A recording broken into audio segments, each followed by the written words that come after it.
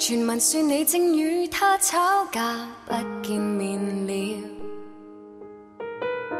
傳聞說你仍留下共他所有合照，上分鐘上一秒，你說心不再困擾，下分鐘下一秒，你眼睛通紅似發燒。為何每個禮拜消遣都早約定了？誰人歌唱那裏自助餐都已訂票？是開始又不對，對你所知道太少，是自己亦不對，你太好的人緣，知己哪會缺少？如果你習慣有備無患，只怕獨個晚餐，才想到讓我借用時間，借用完沒法還。如果破掉燈泡，借燭光用一晚，是你是你，大貪得竟搞錯，我是那種人，接吻就能恨眼。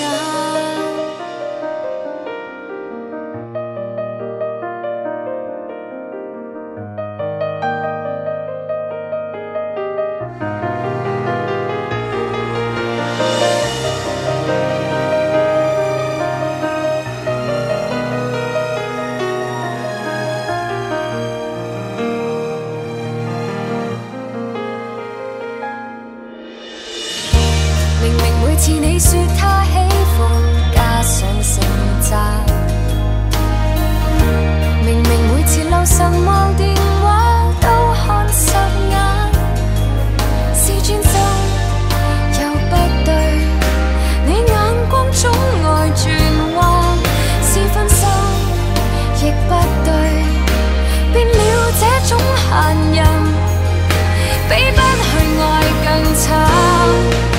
如果你習慣有備無患，只怕獨個晚餐，才想到讓我借用時間，借用完沒法還。如果破掉燈泡，借燭光用一晚，是你是你，大貪得竟搞錯，我是那種人。如果你習慣獨個晚餐，才想到讓我借用時間，借用完沒法還。如果破掉燈泡，借燭光用一晚，是你是你，大貪得竟搞錯，我是那種人，接吻就能恨眼。